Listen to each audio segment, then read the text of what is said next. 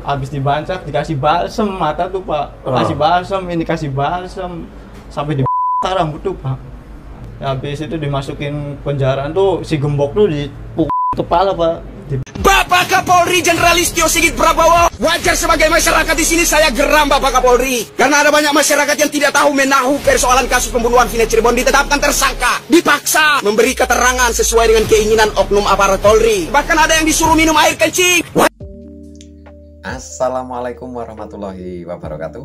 Bertemu kembali dengan Cak Bogel. Mudah-mudahan kawanku semuanya senantiasa dalam lindungan Tuhan Yang Maha Esa. Amin amin ya robbal alamin. Oke, di hari ini kita sangat-sangat prihatin sekali atas kejadian demi kejadian yang menimpa saudara kita yang ada di Cirebon sana. Ya, masih di seputar kasus Vina Cirebon tentunya. Dan ini ada salah satu jeritan dari netizen yang menyuarakan maksud dan tujuannya terkait kasus yang tak kunjung ketemu titik terangnya. Bagaimana videonya akan kita lihat bersama-sama, dan jangan lupa like, komen, dan subscribe. Dikasih balsem Kita ikuti mata tuh videonya. Pak. Kasih balsem, ini kasih balsem sampai di rambut tuh Pak. Ya, habis itu dimasukin penjara tuh si gembok tuh di kepala Pak, dipukulin. Itu mau pulangnya Pak. Mau pulang gimana? Mau pulangnya pas sorenya Pak. Oh, kamu dibebasin ceritanya? Iya, mau pulang tuh disuruh lari. Saya lari nggak mau, cuman udah Pak, masih mending saya mati di depan daripada saya lari. Oh, jadi kamu disuruh lari dari? Ya, dari kanit tuh, suruh lari keluar. Oh, takutnya kamu berpikir disangka melarikan diri terus kamu ditembak gitu kali? Iya. Takutnya gitu ya? Terus? Akhirnya di depan. Ditembak di mananya? Ya, ya maksudnya langsung di sini. Ditembak pakai apa? Pakai itu pistol Pak. Pistol apa? Kok nggak bolong? Karet, langsung karet. Ya keras lah Pak. Peluru karet. Oh, peluru karet gitu kan? Iya, habis 3 kali langsung disuruh pulang aja Pak.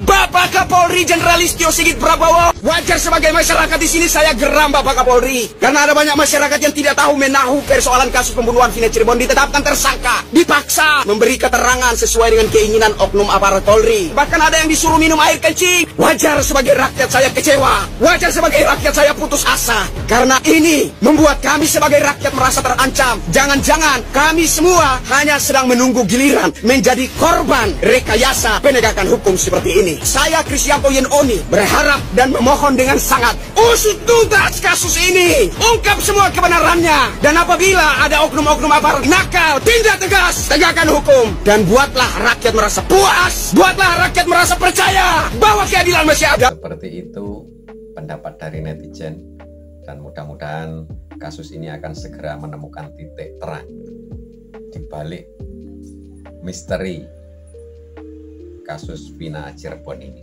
Dan akan kita lihat pendapat dari video lain juga yang masih berkaitan dengan kasus Vina Cirebon, yaitu ada pengakuan dari sahabatnya Vina. Apa yang disampaikan nanti akan kita simak bersama-sama. Mohon maaf ini. Silakan.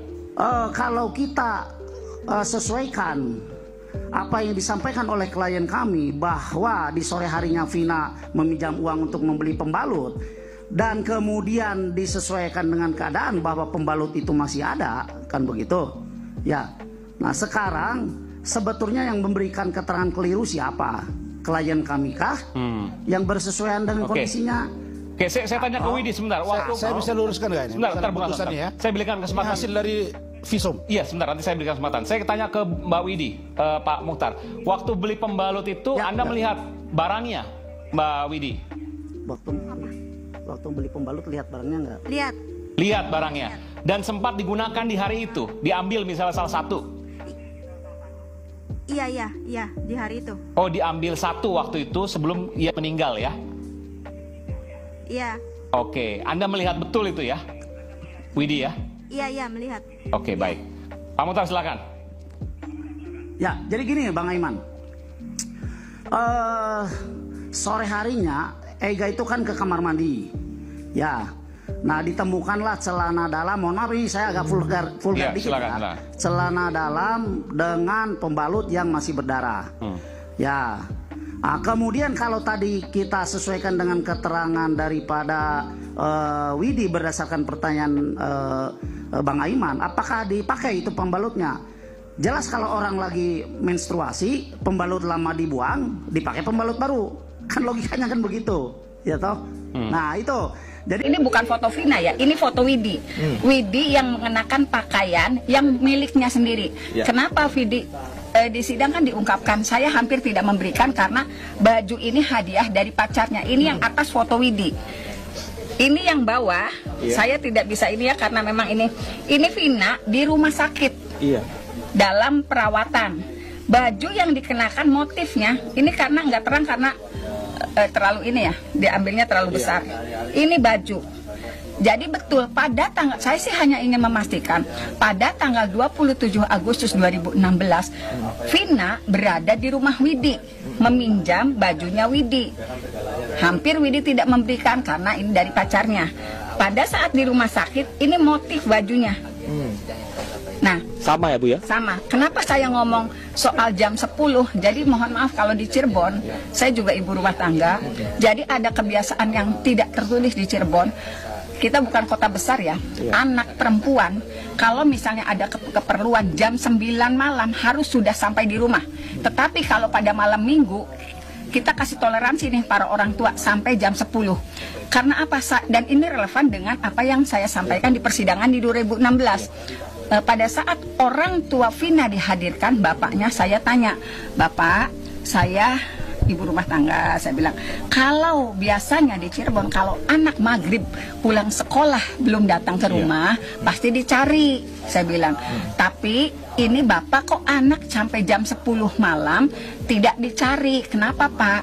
Jawaban dari saksi waktu itu di persidangan, saya ngomong di persidangan, anak saya sering menginap di rumah temannya. Nah berarti dulu saya nggak sanggup ngomong gini di media karena apa? Pasti saya dibully dong. Orang udah meninggal diomongin pulang malam. Tapi ternyata setelah Widi muncul dan Mega muncul dan mereka menyatakan Vina menginap, padahal perkenalannya juga belum lama. Kemudian pinjam bajunya baru sekarang saya berani. Ada fakta persidangan. Ayahnya Vina mengatakan Vina jarang tidur di rumah dan sering menginap di rumah temannya. Ini terkonfirmasi. Artinya Ibu sudah ada komunikasi sebelumnya dengan orang tua Vina ya Bu ya? Masih bersama Cak Bokel, jangan lupa like, komen, dan subscribe-nya. Terima kasih. Komunikasi itu terungkap di persidangan. Di persidangan. Di persidangan 2016. Saya ingat betul pertanyaan saya, kenapa kok anak sampai jam 10 malam tidak dicari? Gitu. Jadi jawabannya karena sering menginap di rumah temannya. Kemarin kan sempat ada yang bilang bahwasanya kenapa sangat spesifik sekali 22.05 begitu Bu? Ya, karena kan berarti aturannya Widi kalau jam 10 nggak enak kalau kan sama karena orang menginap di rumah orang lain begitu Bu ya? Aturan kan sama di Cirebon hampir sama begitu. Kalau anak perempuan jam 9 kalau ada keperluan apakah itu misalnya belajar bersama dan sebagainya, kamu jam 9 harus sudah pulang. Sudah ada di rumah. Tapi kalau malam minggu kami semua ditoleransi sampai pukul 10. Makanya apa pertanyaan saya di persidangan dulu dengan keterangan Widi, ya memang itu kebiasaan kami gitu. Terutama ini foto Widi diberikan baru saja Ibu ya? 2 bulan yang lalu? Enggak, kalau foto Widi ini karena ada keterangan Widi, saya kan cari tahu ada nggak Widi punya baju yang sama. Untuk mengkonfirmasi foto Vina ini ya Bu ya? Ini sih baru 2 hari menjelang sidang. Saya minta ini ke Widi, ternyata Widi punya fotonya yang kalau ini 2 bulan yang lalu saya terima. Karena gini, ketika novum itu saya terima, salah satu diantaranya Vina mengenakan, mohon maaf, pakaian celana dalam dengan kondisi kaki kelihatan dan itu bersih. Cuman waktu saya terima novum itu dan sebelum saya serahkan ke keluarganya Saka, saya sempat nanya kok ini bagian depannya kelihatan agak penuh ya, agak tinggi gitu.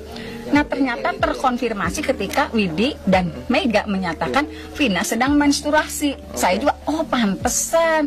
Jadi kegalauan saya ini kenapa ya ada seperti ada pembalut gitu. Dan ada fakta bahwasannya Vina menggunakan pembalut begitu ya Bu ya? Dan meminjam uang 50.000 itu Bu ya? Apalagi Mega menyatakan dia sempat mencucikan pakaian dalamnya, celana dalamnya, dan membersihkan, mohon maaf, darah menstruasinya, karena Vina hanya menggeletakkan begitu saja di kamar mandi gitu. Baik. Dan Oke, sahabat dimanapun saudaraku berada, itu tadi beberapa cuplikan video yang masih berkaitan dengan seputar kasus Vina Cirebon. Mudah-mudahan akan segera ditemukan permasalahan ini, titik terangnya, dan terima kasih. Cak Bokel undur diri, kurang lebihnya mohon maaf. Diakhiri, wassalamualaikum warahmatullahi wabarakatuh.